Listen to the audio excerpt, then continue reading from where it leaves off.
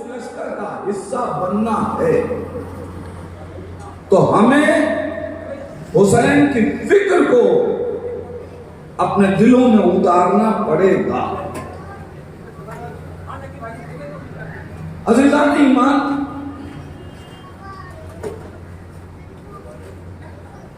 आज 1400 बरस के बाद हम अगर ये मौजूद छेड़ रहे हैं तो क्यों? इसलिए कि सिर्फ जिस्मानी तौर पे साथ होना कमाल नहीं है। मैं जिस मंदिर तक आपको लाना चाह रहा हूं, जिस्मानी तौर पे साथ होना कमाल नहीं है। जिस्म तो जाहिरी तौर पे आज भी रसूल के पास पड़े हैं,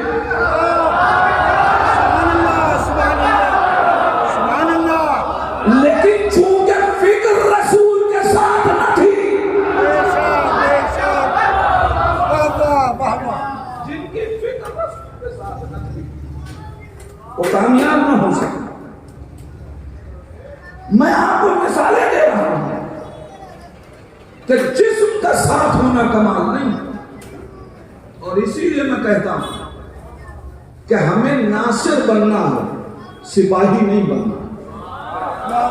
इसलिए कि सिपाही का जिस्म साथ होता है, जरूरी नहीं है कि फिक्र साथ हो। जब जिस्म और फिक्र दोनों साथ हो तो इंसान नासिर बनता है। सुभान अल्लाह, सुभान अल्लाह। जब जिस्मानी तौर पे और ये जिस्म अगर साथ न भी रहे, फिक्र साथ हो तो उसे नासिर माना जाता है। मैं मिसालें आपके हवाले कर, लिहाजा सिपाही बनना कमाल नहीं है, नासिर बनना कमाल है। दलील दूं, सुलह हुदैबिया के मौके पे जिनके जिस्म साथ थे, फिक्र साथ न थी, उन्होंने खुद ऐलान किया जैसा शक आज हुआ, ये शक का ऐलान बता रहा है कि अभी फिक्र रसूल के साथ नहीं चल रही है। रसूल अगर सुलो कर रहे हैं तो मेरे नहीं बचती अगर फिक्र साथ। आइए फिर तारीख देखिए, एक जंग है, हुनैन की जंग। पैगंबर इस्लाम माले गनीमत तकसीम कर रहे हैं। मैं फिर अर्ज कर रहा हूं, हमें नासिर बनना है, सिपाही नहीं बनना है। नासिर की फिक्र साथ होती है, सिपाही जिस्मी तौर पे तो साथ हो सकता है, जरूरी नहीं है कि फिक्र साथ। दलील जंग हुनैन है, पैगंबर इस्लाम माले गनीमत तकसीम कर रहे हैं। एक आवाज सुनी, एक दिन या रसूल अल्लाह, ए रसूल अदालत से माल तकसीम कीजिए। मुझे ये बताइए, ये आवाज कहां से उठी है? माल गनीमत तकसीम हो रहा है तो दुश्मन को तो नहीं तकसीम करना। ये तो रसूल का लश्कर है ना? बेशक, बेशक। और अगर लश्कर रसूल है तो इसका मतलब ये सहाबी भी हैं।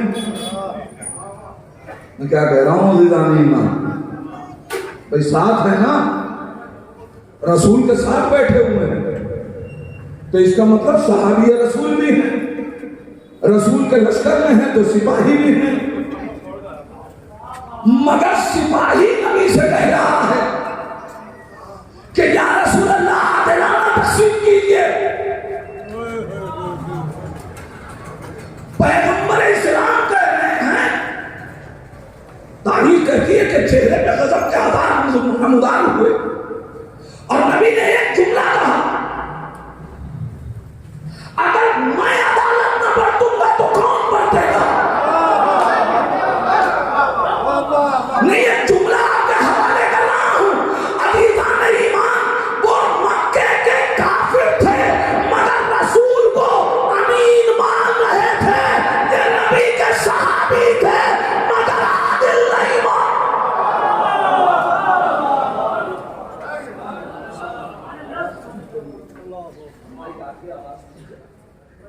एक सलावत पढ़ मोहम्मद वाले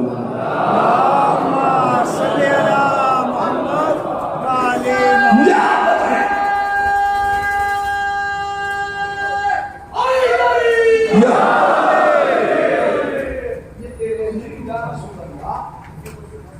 रसूल से मुतालबा हो रहा है कि अदालत से तकसीम कीजिए।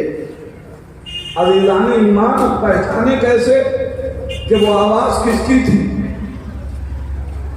मैं एक मंजिल तक ले जाना चाह रहा हूं, ये कैसे पता चले कि वो आवाज थी किसकी? इसलिए कि कल गिरोहे मलाइका में एक आवाज गूंजी, परवरदिगार क्या तू ऐसे को खलीफा बनाएगा जो जमीन पे जाके फुरेजी बर्पा करे? सारी कायनात यही कहती है कि मलाइका की सबसे आवाज गूंजी, मगर चेहरा कैसे पहचाना जाए कि उन मलाइका की सफों में बैठने वाला वो कौन था कि जो खुदा के फैसले पे उंगली उठा रहा है?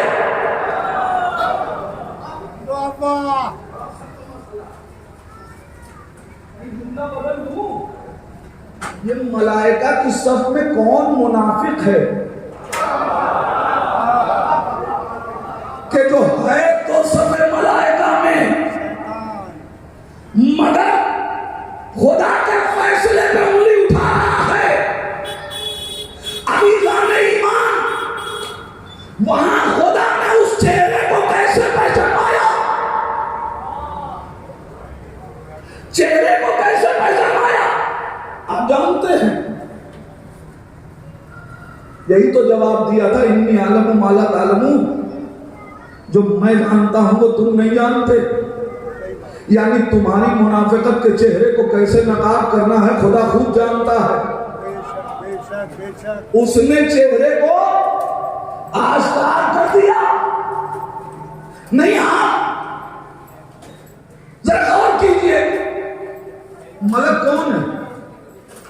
मलक वो है कि जिसको अल्लाह ने ख्वाहिशात दी ही नहीं,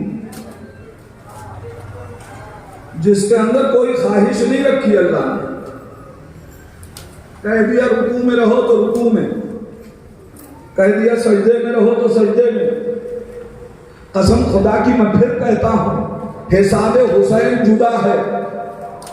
मलक के दिल में कभी कोई आरजू आप नहीं पाएंगे मगर ज़ियारत हुसैन की आरजू पाई जाएगी। मैं क्या कह रहा हूं अज़ीज़ान ईमान, अजीब मंजिल है वो मलक जिसे अल्लाह ने कोई आरजू न दी, वो भी कहता है परवरदिगार हुसैन की ज़ियारत चाहिए।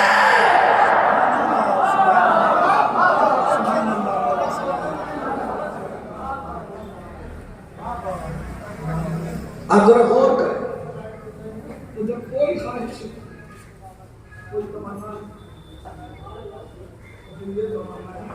ऐसे को बनाएगा, यानी हमने से किसी को बना दे, तो मलाइका को कहेंगे नहीं, इसलिए कि अल्लाह ने आरज़ू ही नहीं रखी। तो कोई तो ऐसा हो कि जो मलक ना हो, जो मलक ना हो।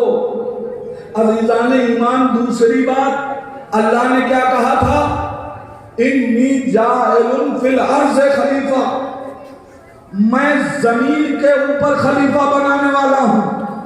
तो जब खलीफा जमीन वालों के लिए बन रहा था तो आसमान वालों को क्या परेशानी? इसका मतलब कोई जमीनी मखलूक है जो सजदा कर करके अपने को इतना बुलंद दिखा के मलाइका की सभों में बैठ गया, मगर मुनाफिक मुनाफिक ही होता है। लिहाजा जब शैतान ने अपने सजदों का मकसद बता दिया, हम इसीलिए तो सजदा कर रहे थे कि हमें खलीफा बना दिया जाए। अज़ीज़ान ईमान, याद रखिएगा, कल शैतान ने अल्लाह का सजदा इसलिए किया कि वो खलीफा बन जाए, तो कुछ लोगों ने ज़मीन पे कलमा इसलिए पढ़ा।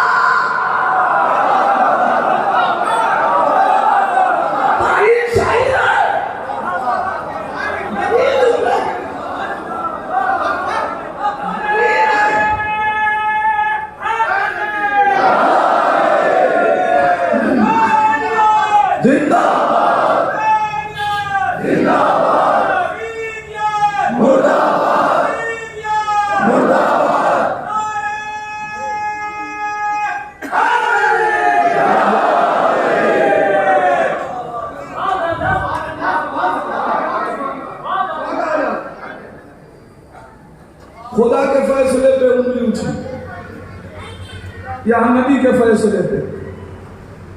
पैगंबर इस्लाम ने माले गनीमत फेंका। अगर मैं अदालत से नहीं बांटूंगा तो कौन बांटे? कैसे पता चले कि वो चेहरा कौन था? इसलिए कि मजमा तो असहाब का है, मजमा तो सिपाहियों का है।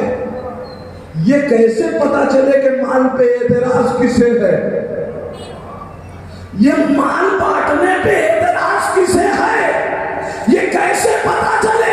जब तक नबी जिंदा रहे पता न चला, मगर बाद में सैयदा का माल छीना तो पता चल गया।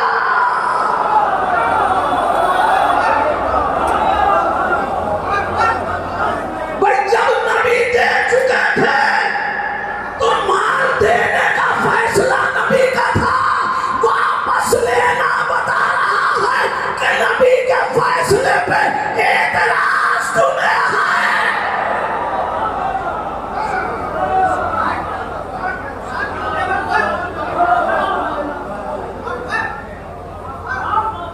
कैसे पता चले? मुनाफिकत का चेहरा बेनकाब हो रहा है। अज़ीज़ान ईमान, अब समझ में आया आज फिदक की तारीख पढ़ने से कायनात परेशान क्यों है। मसला एक बाग का नहीं है, मसला बागी का है। अरे मैं क्या कह रहा हूं? बाग बाग की नहीं है, एक बागी का किरदार सामने आता है।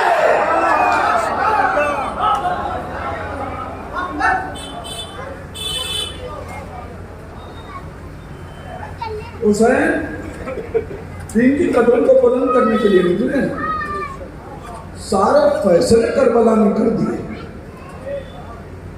सारे फैसले करबला ने कर दिए। नासिर में और सिपाही में फर्क है। सिपाही एतराज करता है। अज़ीज़ान ईमान, बात आई है हक़ बतूल अदा किए बगैर आगे नहीं बढ़ूंगा। आपने कभी गौर किया, जनाब ज़हरा उन्हें मालूम था कि बाप वापस नहीं मिलेगा, तो मांगने दरबार गई। क्यों गई दरबार?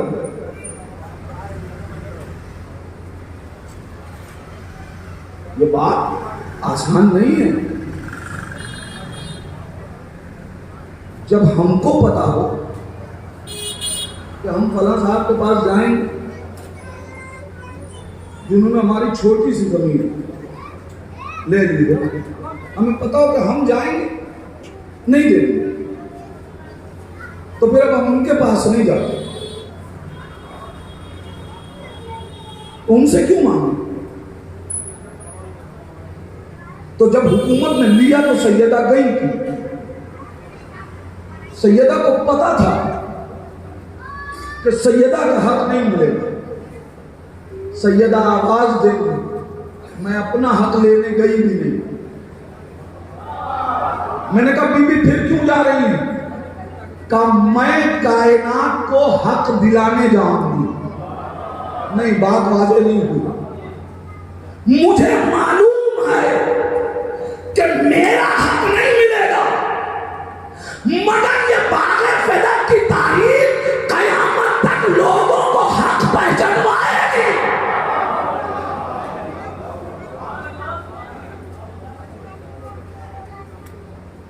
क्या एहतमाम किया? जनाब सैयदा पहुंची, वाकई पढ़ना ये था नहीं,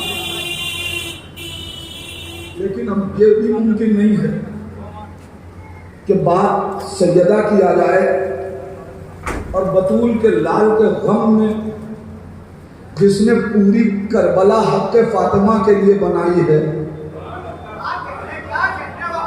यहां उस हक का दिफा न किया जाए। सैयदा नहीं दरबार में,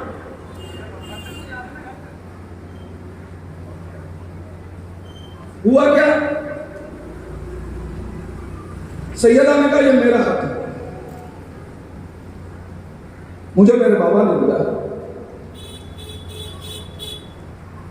सैयदा से कहा कि गवाह लाइए। देखिए इस्लाम से कितने नाबलद लोग थे। मैं भी आपसे सवाल करूंगा, एक बात बताइए, एक गिलास है, मैं ये दावा करूं कि ये गिलास मेरा है और मेरे सामने कोई खड़ा ना हो और खड़ा हो के ये ना कहे कि नहीं मेरा है, तो अब बताइए कि क्या किसी दावे के साथ दलील की जरूरत है?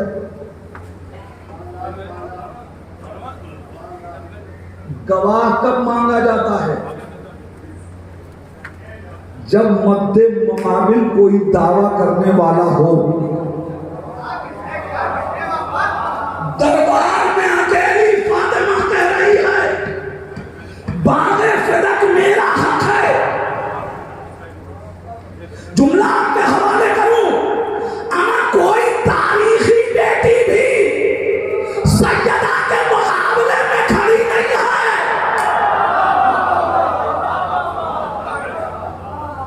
कह रही हो मेरा हक है, तो जब कोई मुकाबले में है ही नहीं तो फिर सैयदा से गवाह क्यों मांगा जा रहा है? बीबी आप कह देती, सैयदा कहेंगी मैं हक लेने कहां गई हूं, मैं तो हक पहचानवाने गई हूं। मैं तो जंगे हुनैन की उस आवाज का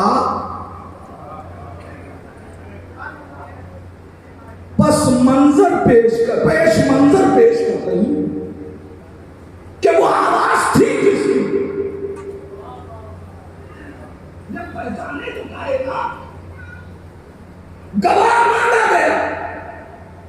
सैयदा ने पहला गवाह पेश किया, किसको?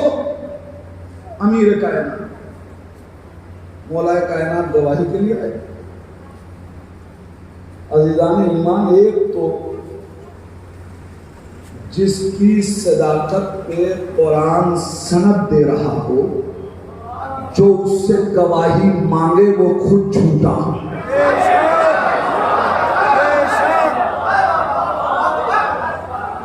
मुझे भीड़ के दिए हुए लक़ब से मतलब नहीं है।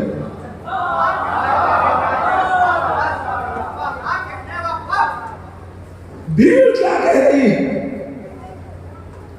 इससे मतलब नहीं है। गवाही के लिए अली बुलाई, अमीर कायनात ने गवाही पेश की। जवाब क्या दिया गया? अली आपके रिश्तेदार हैं, शौहर हैं, मुझे इस्लाम का कोई कानून बताइए कि जिसमें शौहर की गवाही या रिश्तेदार की गवाही काबिल कबूल ना हो। शर्त अदालत की है गवाह के लिए,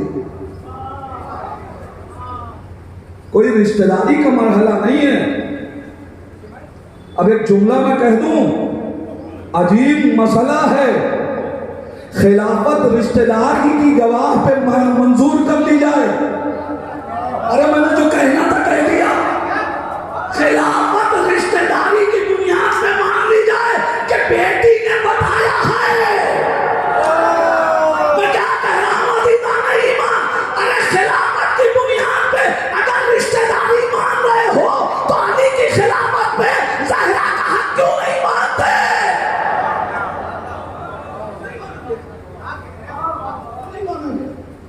रिश्तेदार है। अब मुझे जुमला आपके हवाले करना है। जो लोग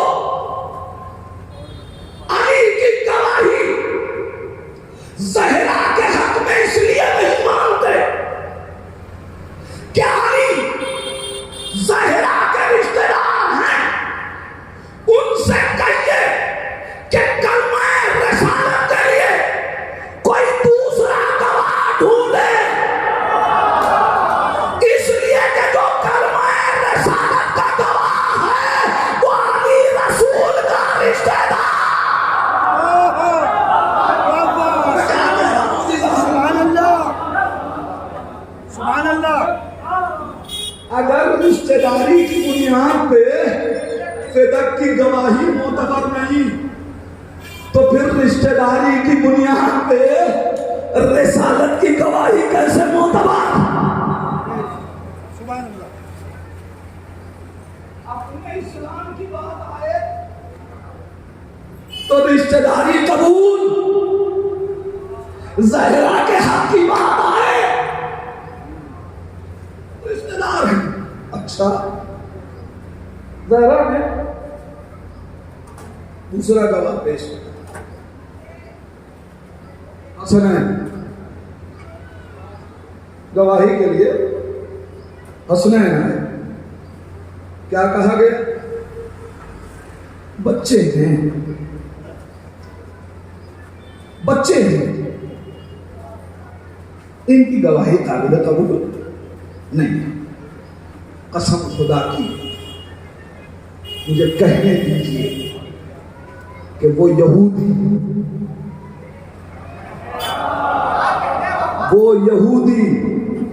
इन कलमागो लोगों से बेहतर नजर आए जिन्होंने मुबाहले में हसनैन की गवाही मानी।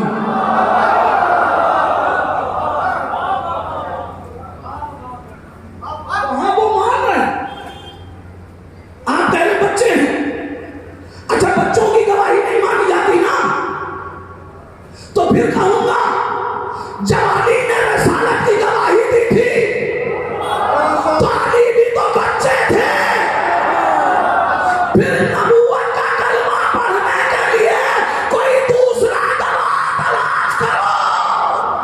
सुभान अल्लाह, सुभान अल्लाह। नहीं मानी।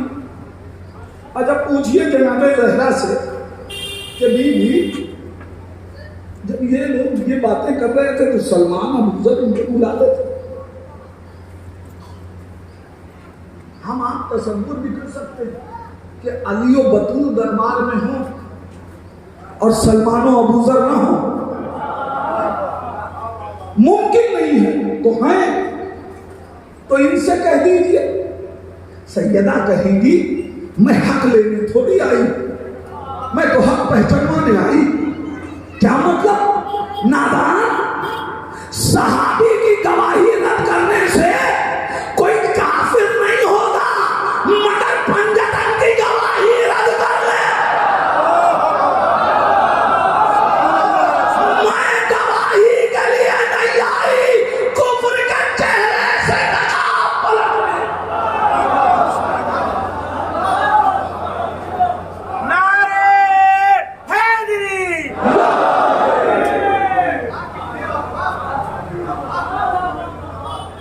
सैयदा ने एक गवाही और दी, और ये सब तारीख ये पूरी तारीख जो मैं पढ़ रहा हूं ये सही किताब की सही रिवायत है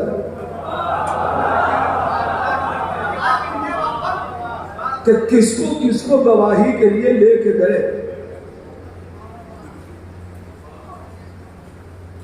जिसको चाहिए आए, मैं एड्रेस दूंगा,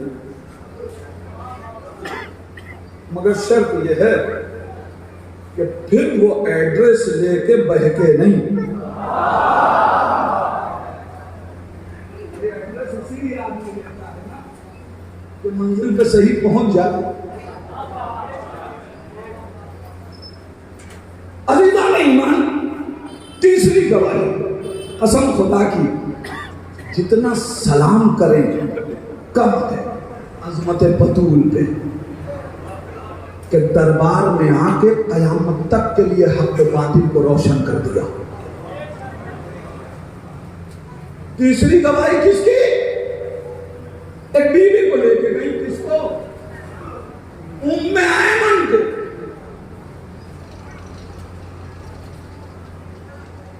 क्यों उम्मे ऐमन को लेके आई?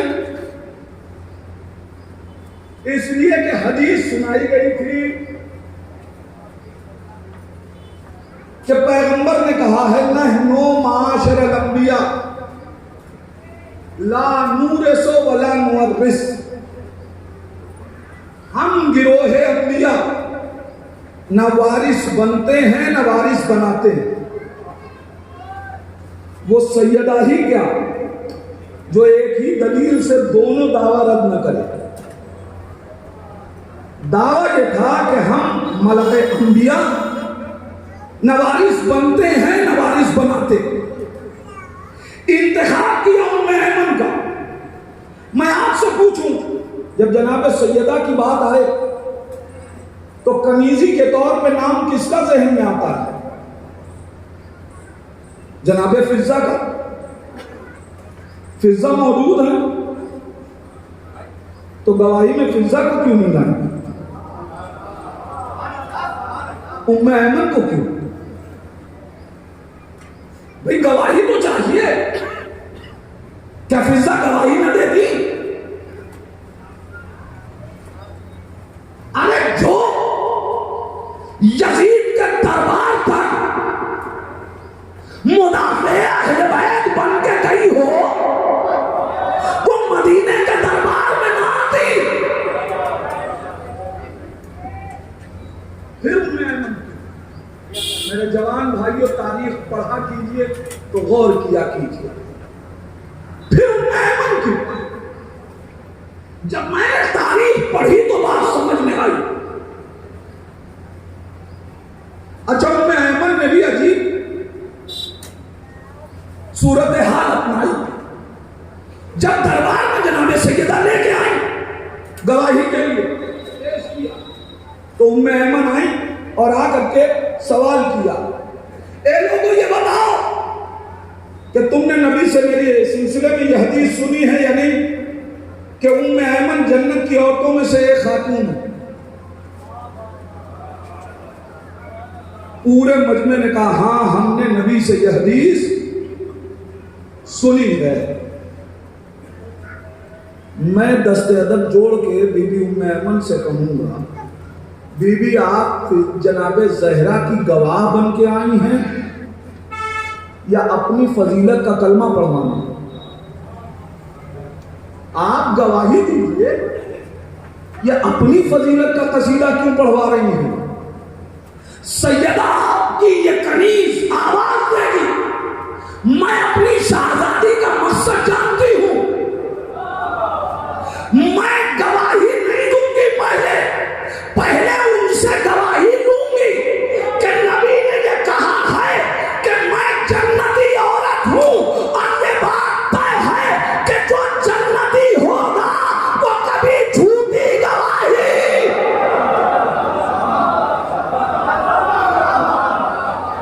जन्नती कभी झूठी गवाही नहीं दे।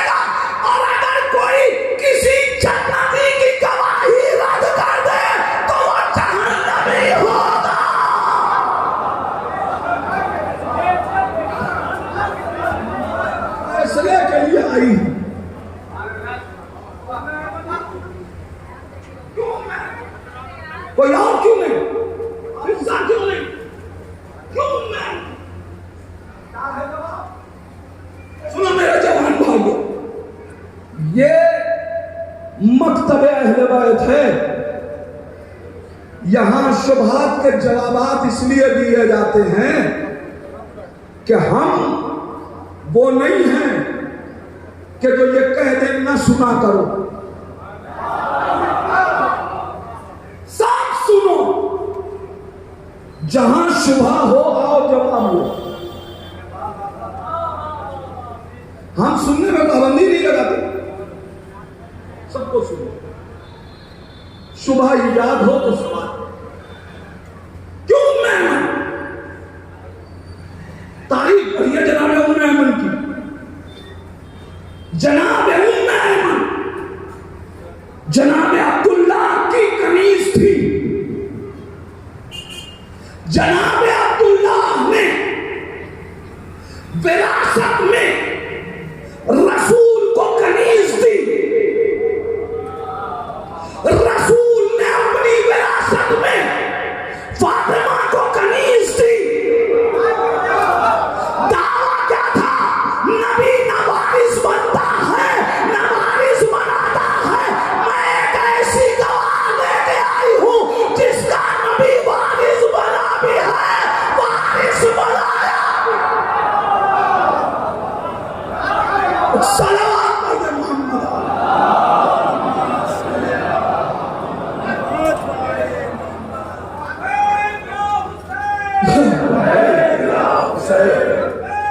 सब मिलकर लब्बैक या हुसैन, लब्बैक या ज़हरा, लब्बैक या ज़हरा।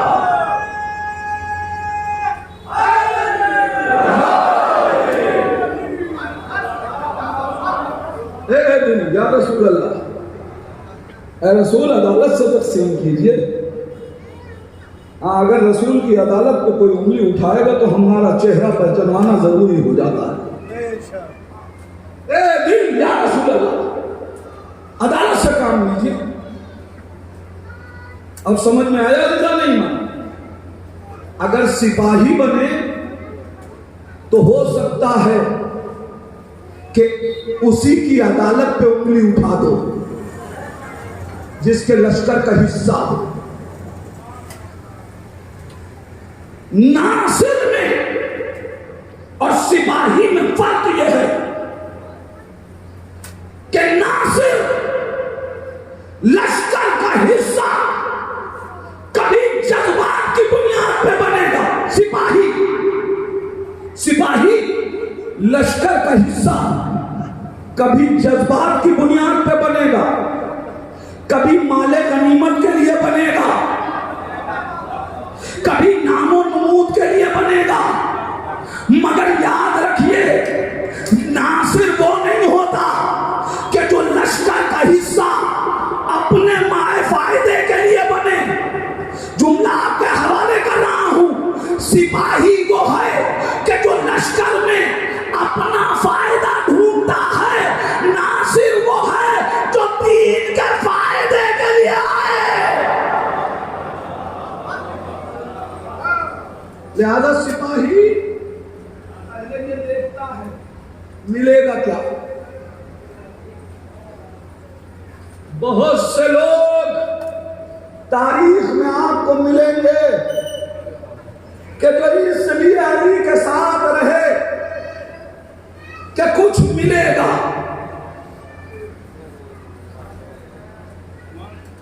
अली को खलीफा बनाया जाए, कहीं की हुकूमत मिलेगी। मगर जब अली ने नहीं बनाया कि तुम में सलाहियत नहीं है, तो अली के मुकाबले जंगों में नजर आए। इसका मतलब यह है कि सिपाही अपने फायदे के लिए लश्कर का हिस्सा बनता है। मगर नासिर कौन होता है? नासिर अपने फायदे के लिए नहीं, सब कुछ कुर्बान करके दीन को बचाने के लिए। अब जुमला आपके हवाले करूं, यही वजह है कि जब ऐलान हो जाए कद क़ुतिला मुहम्मद कत्ल कर दिए गए, तो फिर कुरान कहता है ये लोग अपने गुज़श्ता दीन पे पलटने लगे।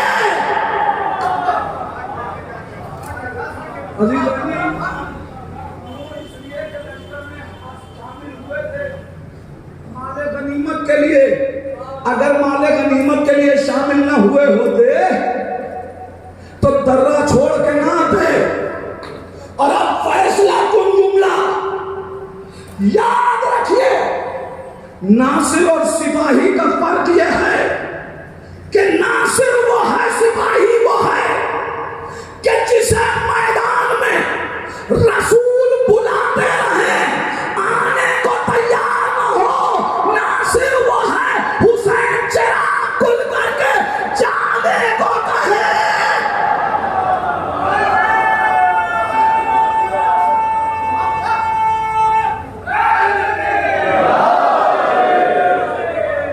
जाने को तैयार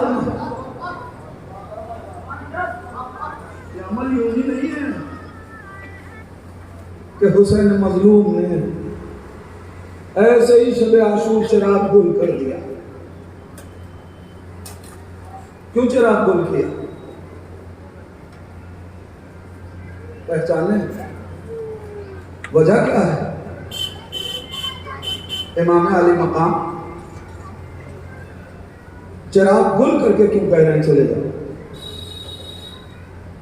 सामने सामने कह देते चले जाओ।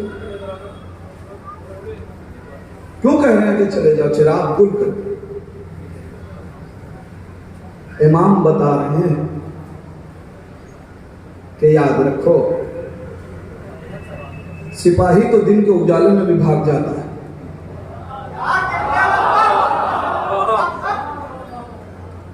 उसे कोई गैरत नहीं होती। मगर जो नासिर हो ना, तुम ये समझ रहे हो कि चिराग रोशन रहेगा तो हुसैन के सामने जाने से गुरेज करेगा, गैरत आएगी। लो, मैं चिराग खुल करके बता रहा हूं, ये बेगैरत नहीं है।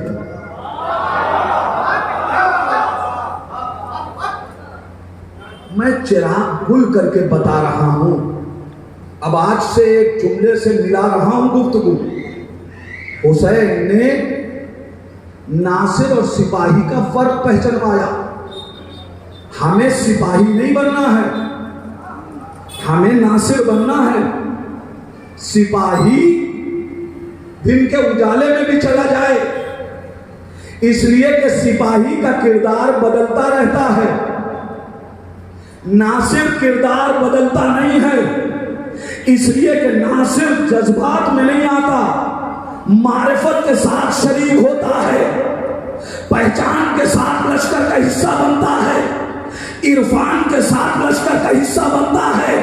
हुसैन ने चिराग गुल नहीं किया था, बल्कि हुसैन बता रहे थे कि अगर कभी इमामत गैबत के पर्दे में हो और तुम्हें यह पहचानना हो कि तुम नासिर हो या सिपाही, तो ये देखना कि खलवत में और जलवत में किरदार एक जैसा है या तब्दीली आ रही है।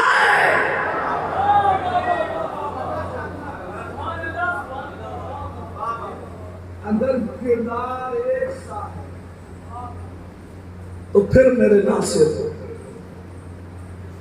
लेकिन मजलिस में आए तो हमारा किरदार मुख्तलिफ। तन्हाई में गए तो हम ये भी भूल गए कि मुहर्रम है। हर बात वजाहत के साथ कहना जरूरी नहीं। हमें बहुत पसंद है मसलन क्रिकेट, बहुत पसंद हो, लेकिन हम मुहर्रम में ये चाहते हैं कि सब कुछ छोड़ करके सिर्फ अदादारी, अदादारी यही चाहता है ना। अब अगर वो मजमे में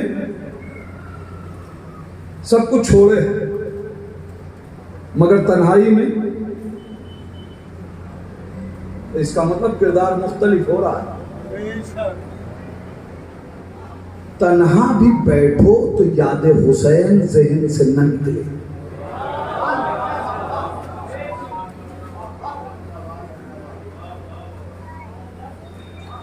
अगर तुम्हारे ज़हन दिल में हुसैन उतर गए तो फिर शायर का वो शेर बिल्कुल सादित है। रुलाने आती है हर रोज मुझको याद हुसैन, मैं वो नहीं जो मुहर्रम का इंतजार करूं।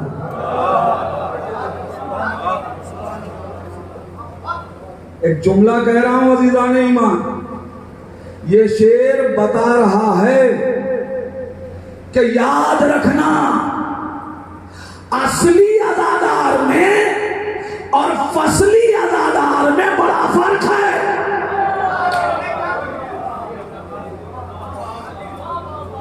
हमें लाजिम है कि हम असली अदादार बने, फसली अदादार न बने।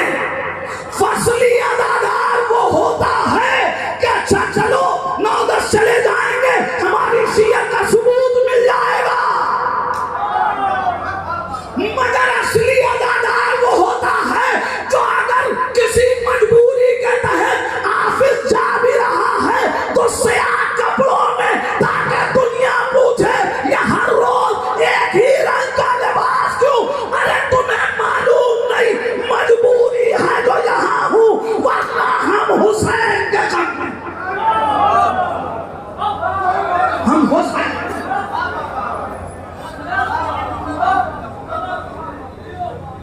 मुबल्लिग अज़ाब वो मारिफत पैदा करो, बस मेरा वक्त खत्म हो गया, गुफ्तगू मुकम्मल नहीं और हो भी नहीं सकती, इसलिए कि जमाना खत्म होता है, जिक्र इमाम में जमाना खत्म नहीं होता।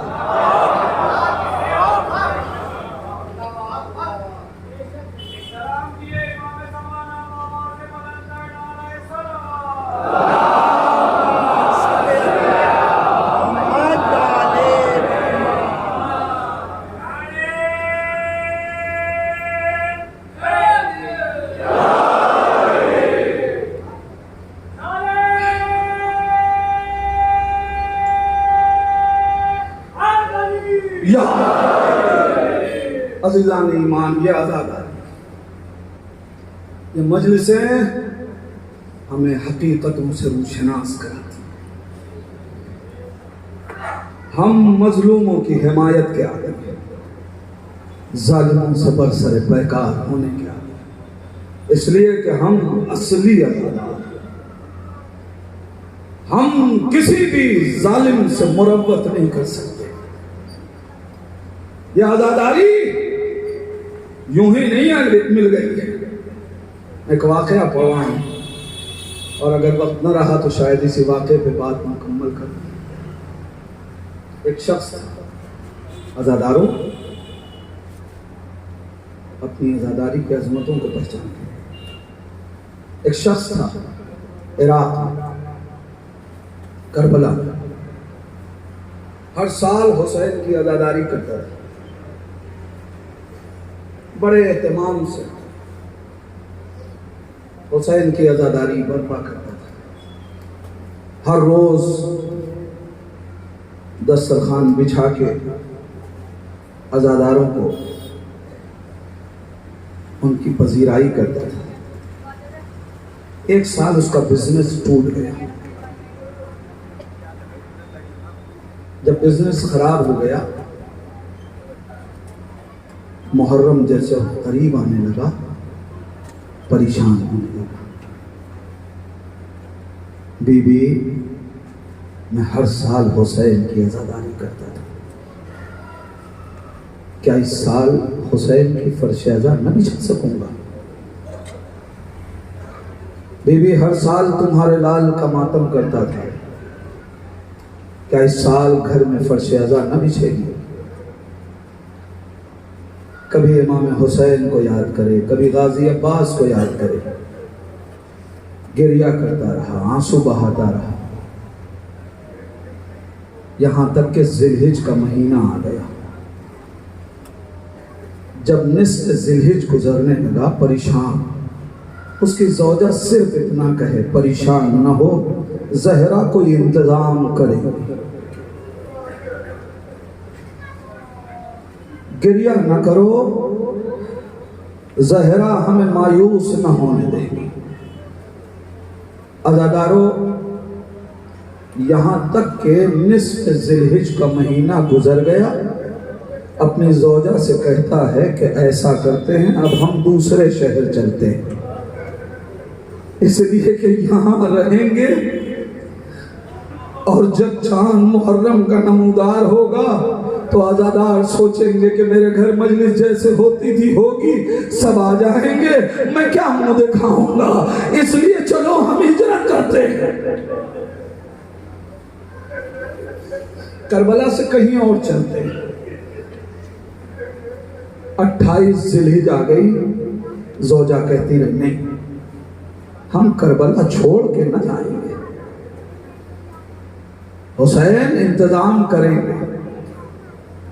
तारीख कहती है वो शख्स गाजी अब्बास के रोजे पे गया, जाके गाजी से कहा, गाजी आप जानते हैं मेरे घर हुसैन की मजलिस बपा होती है, मेरे घर में कोई इंतज़ाम नहीं है, गाजी आपको आपके आका हुसैन का वास्ता, जैसे भी दुआ करना चाहिए उसने दुआएं की। बहुत गिरिया करेंगे आज़ादारों। पलट के अपने घर आ गया। 29 ज़िलहिज आ गई, मुहर्रम का चांद नमूदार हो गया, घर में कोई इंतजाम नहीं। कल पहली मुहर्रम है, सफ़े अज़ा बिछनी है, आंसू बहा रहा है, गिरिया कर रहा है, ज़ौजा तड़प रही है, शौहर गिरिया कर रहा है, फिर भी ज़ौजा कह रही है सब्र करो, ज़हरा कोई इंतजाम जरूर करेंगी। कहता है अब क्या होगा, अब तो चांद भी नमूदार हो गया। ये कह के घर से निकला, कहता है एक बार फिर जाऊं, जाके बाबुल हवाए से कहूं, आका क्या मेरी आबरू चली जाए, क्या मेरे घर हुसैन की मजलिस बपा ना हो। कहता मैं ये सोचता हुआ घर से गाजी के रोजे की तरफ चला। सुनोगे आज़ादारों, लेकिन फिर मैंने रास्ता बदल दिया। मैंने गाजी से कहा, गाजी अब तुमसे नहीं, अब जा रहा हूं हुसैन से कहने कि मैं इतने दिन से अब्बास से कह रहा हूं, मगर गाजी अब्बास ने मेरी आवाज न सुनी। ए आका कल पहली मुहर्रम है। जज़ाकल्लाह जज़ाकल्लाह।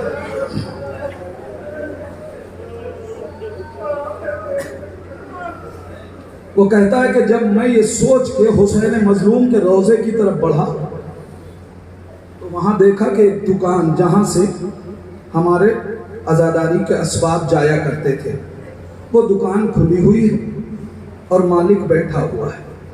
उसने जैसे ही हमको देखा पुकारा, मैं करीब गया, कहने लगा हाज माशाल्लाह, मैंने सब भेज दिया।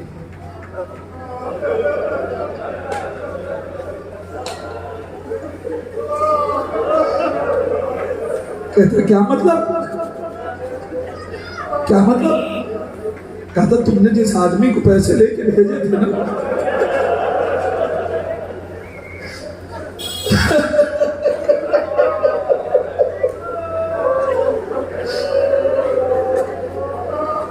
उसने सारे असबाब ले लिए, हुआ घर की तरफ आया।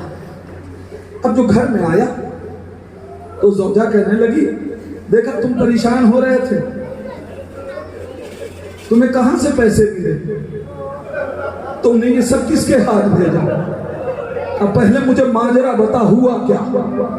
मैंने तो किसी से कुछ भी न कहा, मैं तो आका हुसैन के रोजे पे जा रहा था, मुझे तो उस दुकानदार ने बताया कि सब कुछ आ गया। कहने की मुझे भी कुछ नहीं मालूम, मैं तो दरवाजे पे दस्तक हुई, किसी ने कहा कि हाज माशाअल्लाह ने सब कुछ भेजा है, तो मैं असबाब अज़ा रखवाने लगी। हाँ, जिस वक्त असबाब अज़ा आ रहा था वो एक शख्स खड़ा था, कहता था अली अकबर इसे यहाँ रख दो, कासिम इसे यहाँ रख दो। मुझे नहीं मालूम वो कौन था।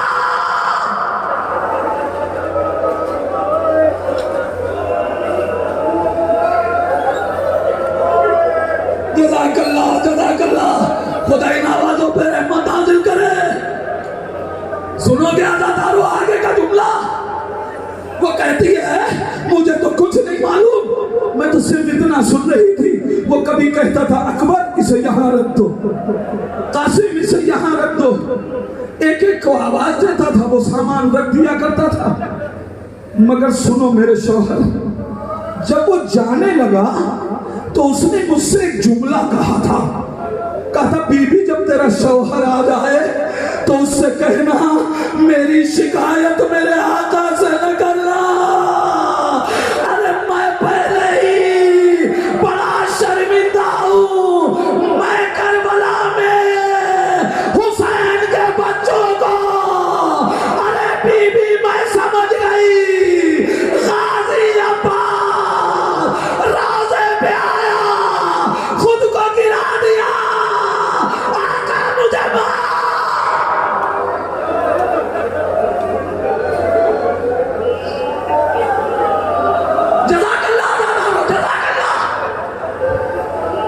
दुआओं की इस्तिजाबत का वक्त है, आंखों से आंसू जारी है, मातम करो, दुआएं कर लो। परवरदिगार, परवरदिगार ये आंखें तुम्हें हुसैन में नमनाक है। ए मेरे अल्लाह, ये गाजी अब्बास के मानने वाले हैं, बाबुल हवाइज का वास्ता इन आंखों को बंद न करना जब तक ये करबला में हुसैन के रोज़े की ज़ियारत।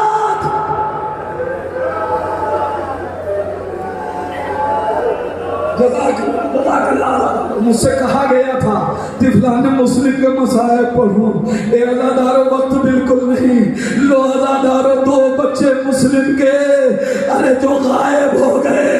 अरे जब बीवी को सौजा को जनाबे मुस्लिम की खबर मिली ना कि मुस्लिम कूफे में मारे गए, मुस्लिम कूफे में मारे गए, जानते हो अज़ादारों, जब आका ने सवाल किया ना आने वाले से कूफे की कोई खबर है, उसने कहा हाँ आका अगर आप किनारे चले तो मैं बताऊं। आका ने कहा इसमें सब मेरे वफादार हैं, बता दो। उसने उस वक्त आवाज दी मुस्लिम करबला में कूफे में शहीद किए गए। जब मैं कूफे से चला था तो मुस्लिम की लाश में रस्सी बांध के कशा कशा गिराया जा रहा था। मैं सोच रहा था कि उसने ये जुमला क्यों कहा था। अज़ादारों, बात तो उस वक्त समझ में आई जैसे ही अब्बास ने सुना, कहा आका मुझे 2 लम्हे के लिए करबला कूफे जाने की इजाजत दे दीजिए। अज़ादारों, जानते हो क्यों? इसलिए कि अब्बास के बहनोई का नाम मुस्लिम है। अरे कोई भाई अपनी बहन को बेवा देख नहीं पाता।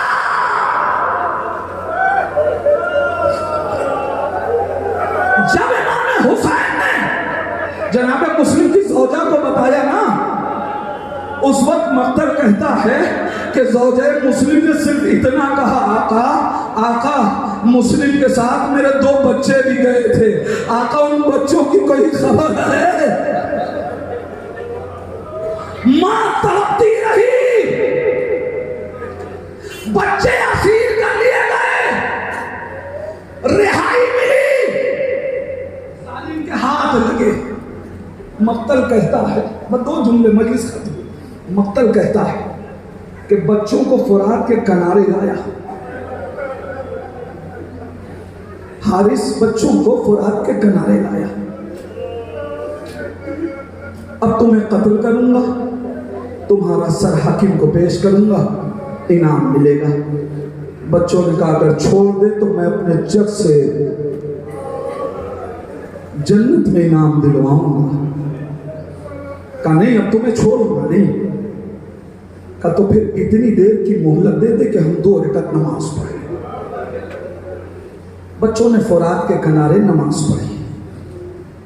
अब उसके बाद जालिम आगे बढ़ा। जैसे ही छोटे भाई की गर्दन पे खंजर रखा, बड़े भाई ने हाथों को जोड़ लिया। जालिम, मैं बड़ा भाई इब्राहिम हूँ, मेरे सामने मेरे छोटे भाई का गला न काट, मुझसे देखा न जाएगा। जब बड़े भाई की तरफ खंजर लेके बढ़ा, छोटे भाई ने हाथों को जोड़ा।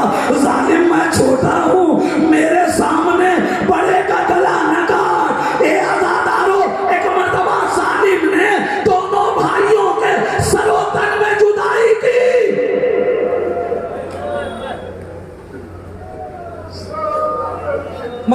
जुमला सुनो। बच्चों के सरोतन में जुदाई हुई। उसके बाद जालिम ने दोनों लाशों को उठा के फुरात में फेंक दिया।